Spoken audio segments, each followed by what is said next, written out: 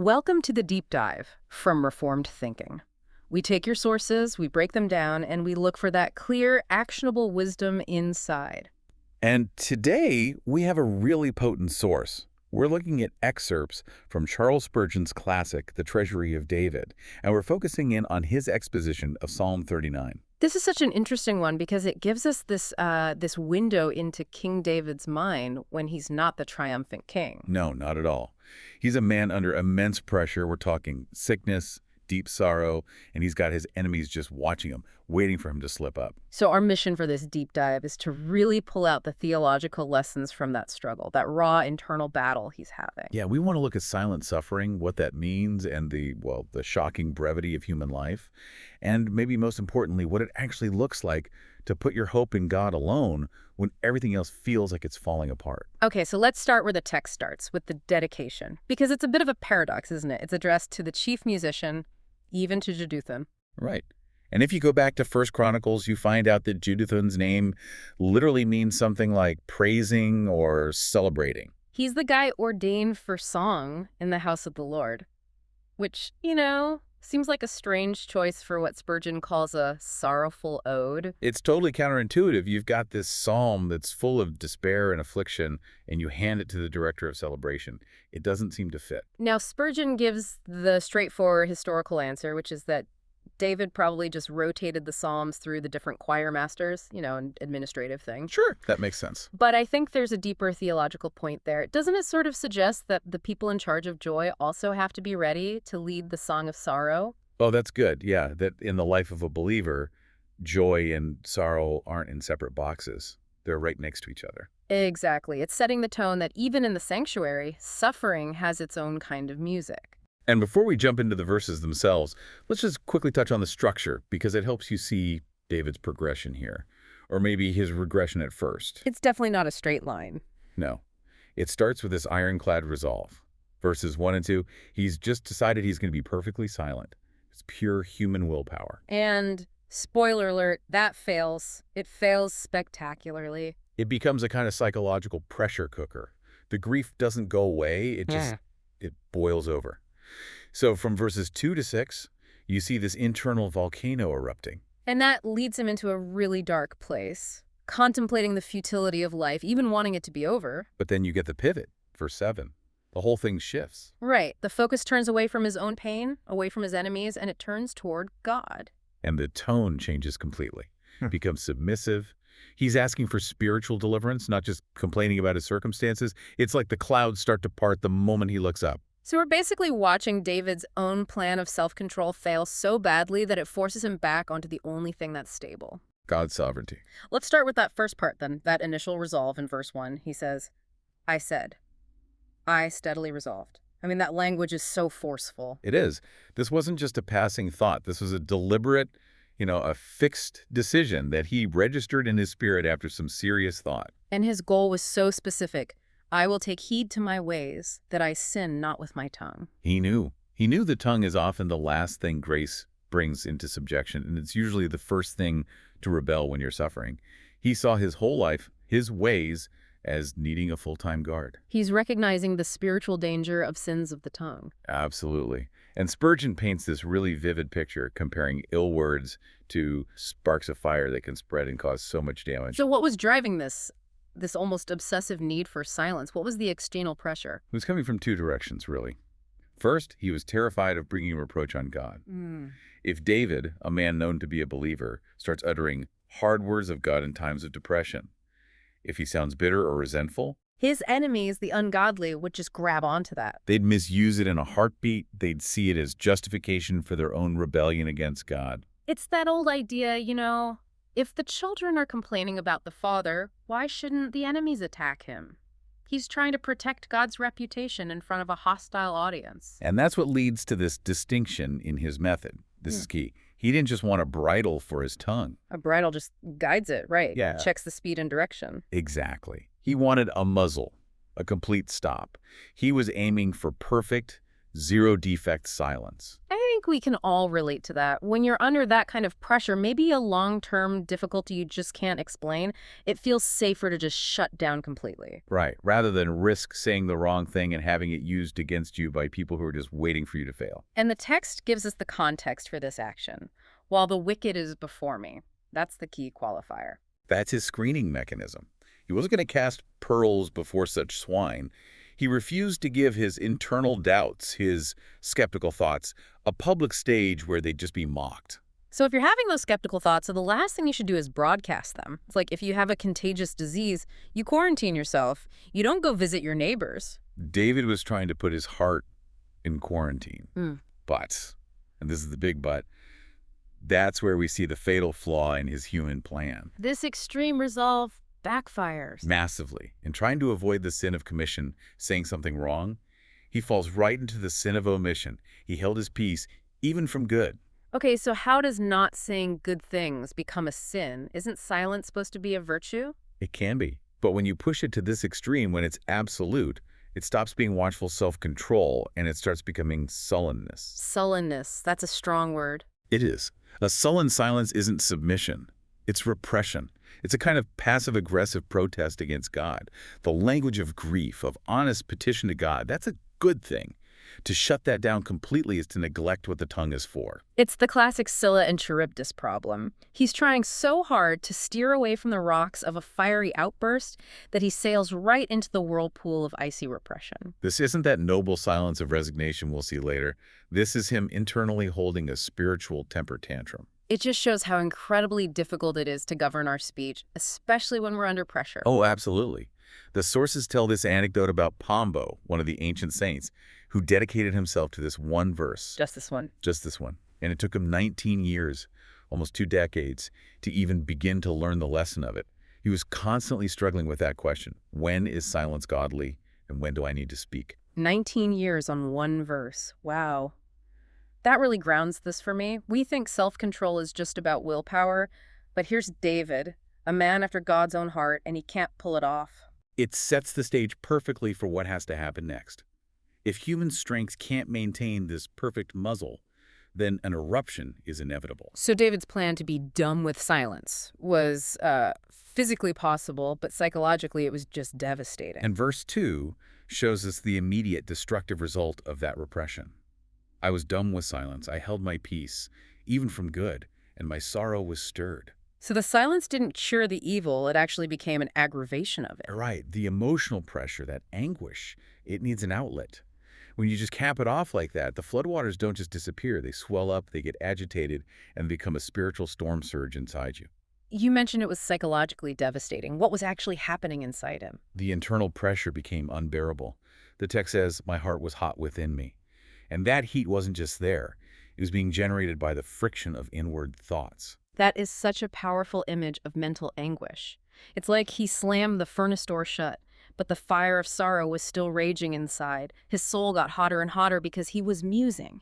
He was just churning over the reasons for his discontent. That's the phrase, isn't it? While I was musing, the fire burned. And what was he musing on? The same things that always trip believers up. The prosperity of the wicked. And his own daily unexplained suffering.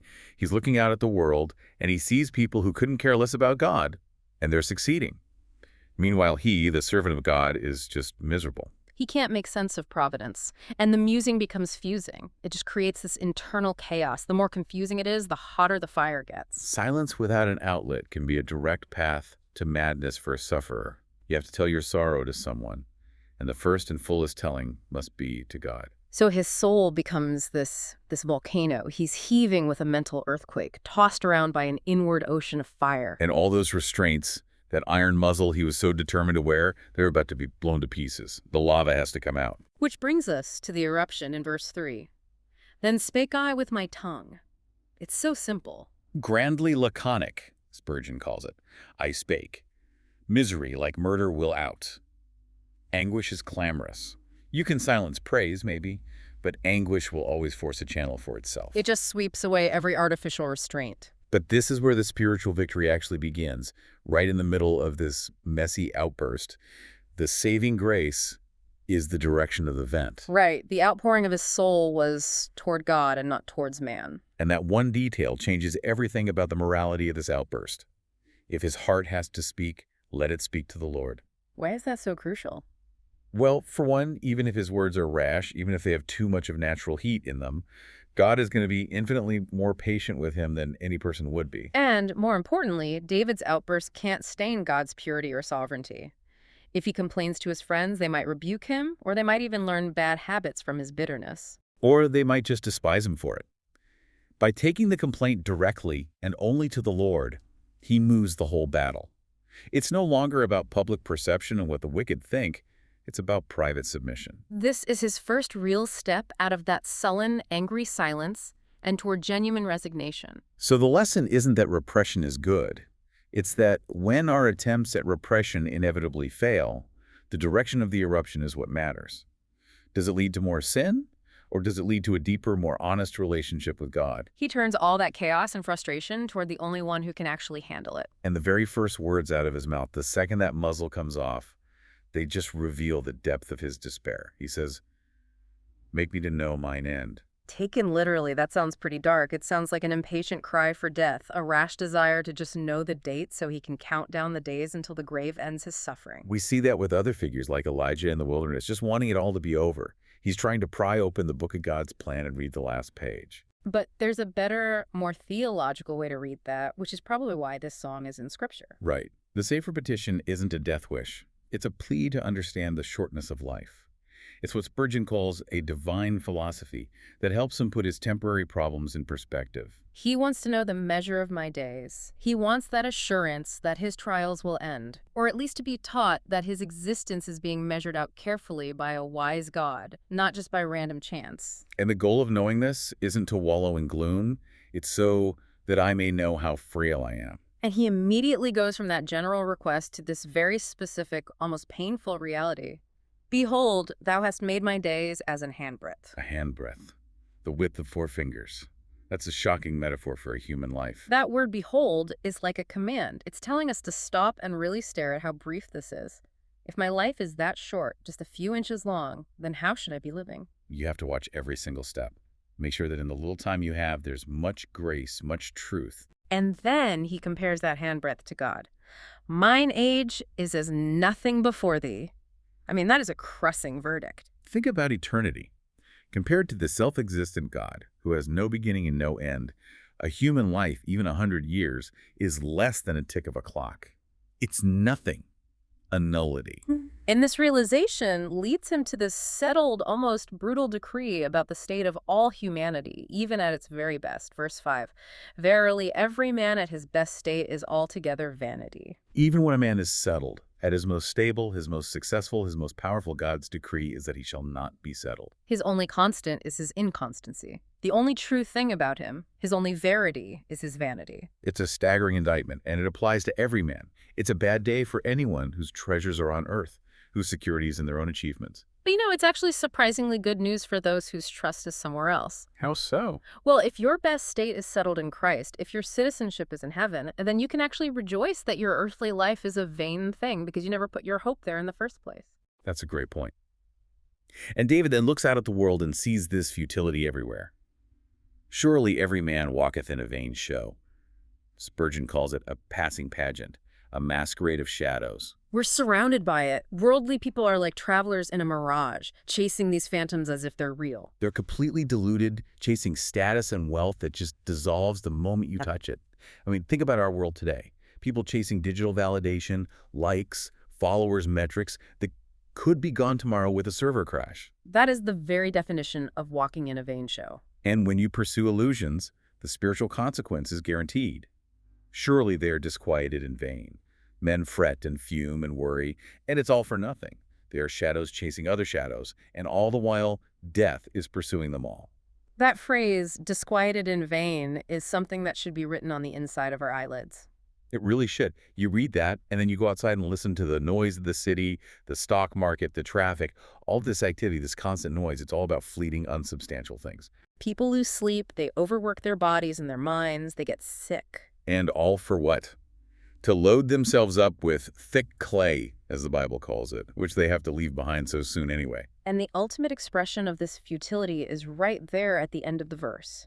He heapeth up riches, and knoweth not who shall gather them. He works and sacrifices his whole life, but he has no claim on the future. The analogy is timeless. Spurgeon talks about the Eastern farmer who carefully harvests his wheat, only for a robber to come and take it all. Or in a modern sense, the financial planner builds this perfect portfolio and some distant cousin inherits it and blows it all in a year. So many people work their whole lives for people they will never know.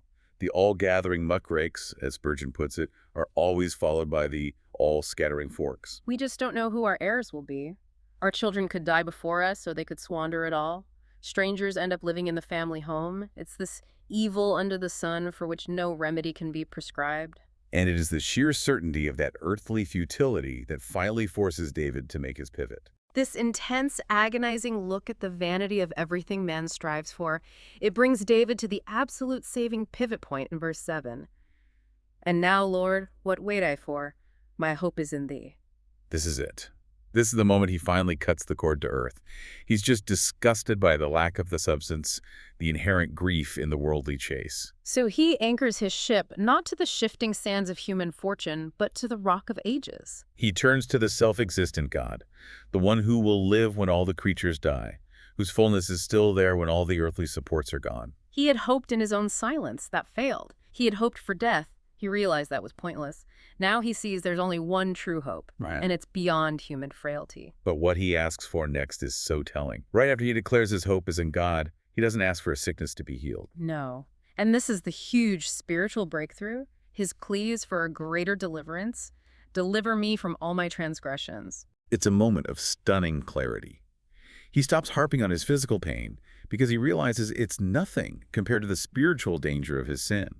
The bitter taste of suffering is less scary once the poison of sin is dealt with in the soul. He gets it. His physical suffering might be a consequence of his sin, or at least a tool God is using to get his attention. So dealing with the root cause is way more important than dealing with the symptoms. And he's not asking for a partial fix. He begs for total, perfect cleansing, freedom from all his transgressions. Deliverance from just some of them would be a temporary fix. Yeah. He wants the whole thing gone. And he links the spiritual state directly back to his public reputation, which was his big worry at the beginning when he was trying to muzzle himself. He says, "Make me not the reproach of the foolish." That fear of reproach is ancient. How does that play out for us today? Is worrying about what the foolish, the skeptics, the ungodly think a healthy thing? Or is it just fear of man? It can be both, can't it? But here, David's motivation seems to be a fear of dishonoring God. The wicked are always watching the saints, looking for faults. It's a wretched thing to become the butt of unholy scorn because of your own moral failure or backsliding. Sin and shame go together. David wants deliverance from the root, which is sin, to avoid the fruit, which is reproach. That's a godly motivation. If he's cleansed, they have nothing legitimate to accuse him of. And this brings him back to silence, but it's a completely different kind of silence in verse 9. I was dumb, I opened not my mouth, because thou didst it. This is a silence, as Spurgeon says, purged of all sullenness and sweetened with submission. Remember, nature failed to muzzle him back in verse 1. That led to the eruption. But here, grace accomplishes the work. The outward action is the same. Silence. But the internal reality is the complete opposite. It's saintly, not sinful. And when he lands on that phrase, because thou didst it, he is grounding himself in God's sovereignty over every single detail of his suffering. Why is that perspective so foundational to a reformed understanding of affliction? It's the spiritual shock absorber. When trials hit, our first questions are why and who's to blame. But when David concludes, because thou didst it, he's acknowledging God as the primary agent, even in the hard things. And that provides comfort because God doesn't act randomly. His will is always wise and kind and best, even when it involves our pain. What better reason could there be for hushing every complaint than the thought that the sovereign God authorized this? It changes the silence from a resentful, passive act into an active declaration of trust in God's perfect will. We have to connect this high theology to our everyday lives, though. We're not facing martyrdom, but how do we apply that shock absorber of because thou didst it to something like a job loss or a bad diagnosis? The application is to pause that first resentful question, why me, and move to the submitted statement. If God, who loves me and works all things for my good, has decreed this, then my response has to be submission, not rage. Think about that powerful anecdote of Richard Cameron's father. He's in prison, and his persecutors, just to be cruel, brought him the severed, bleeding head of his martyred son. It's an unimaginable horror, and instead of cursing them, or cursing God, He takes the head of his son, kisses his forehead, and says, "It is the Lord. yeah, Good is the will of the Lord, who cannot wrong me or mine." that is the practical outworking of "because thou didst it." It's the acknowledgement that a blow from the King of Kings should make us put our hands on our mouths, not because we're being forced into silence, but because we trust the wisdom of the one who strikes us. So that noble silence of submission, it didn't mean he stopped praying. In fact, it seems like it opened the door for a more effective, lawful kind of prayer. Yes. Verse 10 says, "Remove thy stroke away from me." This shows it's completely consistent with resignation to ask for a trial to be lifted. Spurgeon has a great line on this. He says, God usually removes affliction when we are resigned to it. If we kiss the rod, our Father always burns it. When we get still and we submit, the rod has done its work. David only pleads for mercy after he's become submissive, not while he was in rebellion. His prayer now is an appeal for pity, not a demand for justice.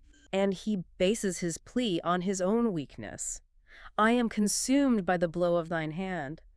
It's like our genuine distress is a good argument to present to our Father. When we show him the bruises from the scourge, his fatherly pity might move him to comfort us.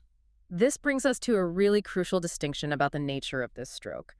As Protestants who hold to the Westminster Confession, we have to be clear about the difference between God's punishment and his correction. Right. Verse 11 clarifies that God uses the rod because of sin and with a view to whip us from it. So let's unpack that for a minute. The shepherd's rod versus the rod of the law, what's the real difference? The rod of the law carries the penal consequence for sin. It demands satisfaction. But for the believer, that satisfaction was paid in full by Christ on the cross. That penal consequence is gone. So what we experience instead are paternal chastisement. Exactly. The shepherd's rod. It's a correctional tool used by a loving father. It's not meant to consume us. It's meant to consume our sins. The whole purpose is our sanctification, to pull us away from that vanity we were just talking about. And to show just how devastatingly effective this chastisement is, the text gives us this powerful analogy. Thou makest his beauty to consume away like a moth. That moth analogy says so much about our frailty and the true value of earthly things. We think we're made of something durable, but God's visitation shows us we're just fabric. A moth is tiny, it's silent, but it frets away the substance of the cloth until it's worthless. In our world, what is a man's beauty that a moth can consume? It could be his health, his career, his reputation, his sense of being in control. All the outward things he builds his identity on. God's chastisements reveal our own nothingness, making us feel like worn-out clothes. It forces us to ask what we really value. I mean, if our health or our money can be consumed by something as silent and seemingly insignificant as a moth or a slow disease, then that beauty must be a pretty poor thing to begin with. Spurgeon says all our desires and delights, the things we strive for, become wretched moth-eaten things when the Lord visits us in his anger. The body itself is like a garment for the soul, and sin has lodged a moth in that garment, and it's slowly eating away at its beauty and its strength.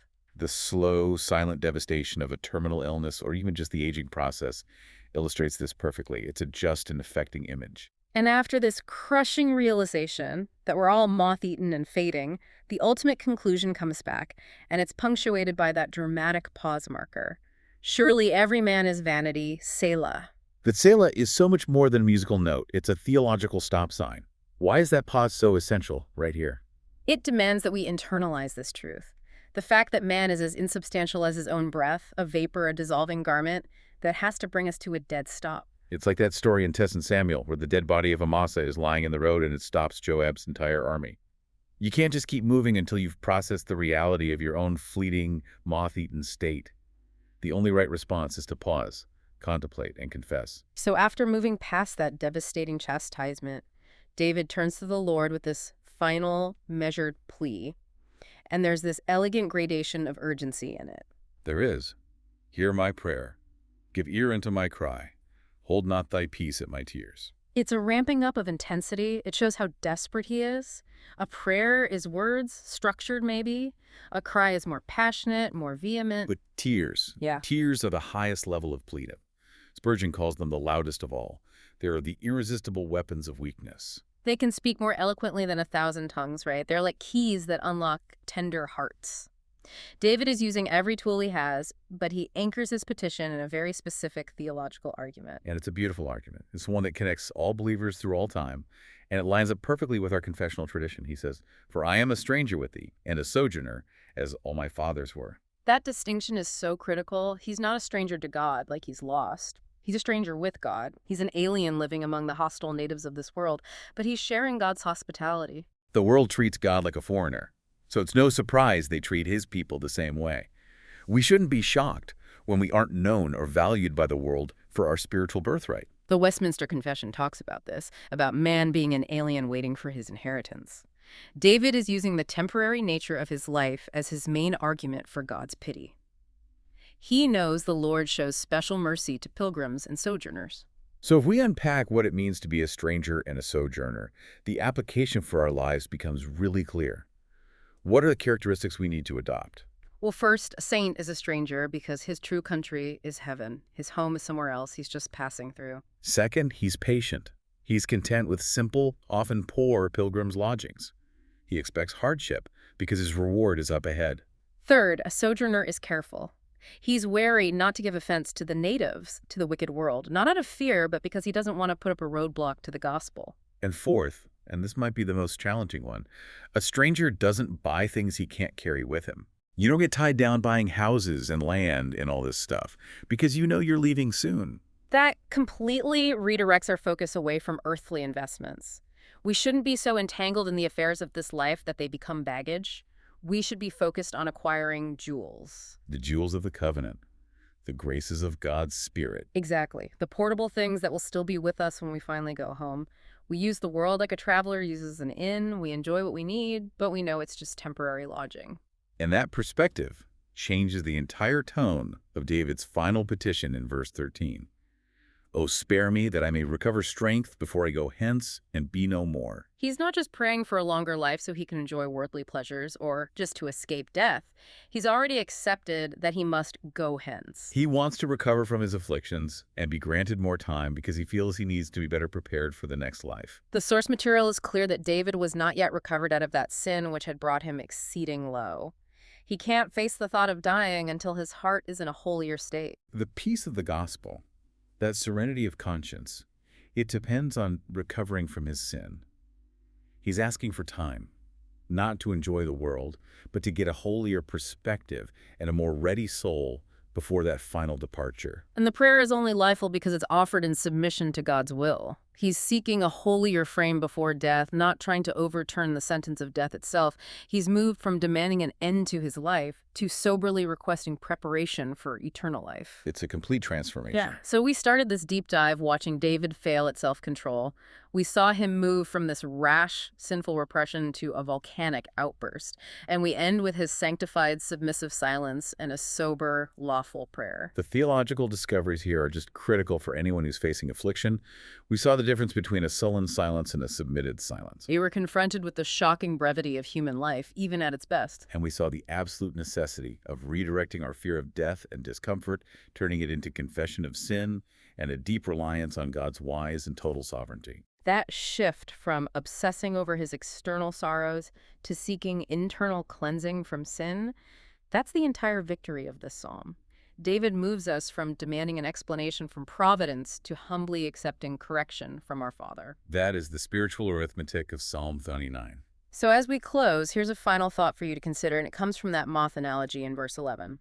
If the body of man is a garment for the soul, and sin has lodged a moth inside it that's consuming its beauty and strength, how should the knowledge that this garment is inevitably dissolving influence your daily actions? How should it affect your provisioning for the soul, which is the only part of you that cannot decay? If your time really is just a handbreadth, what are the portable jewels you're gathering for the trip home?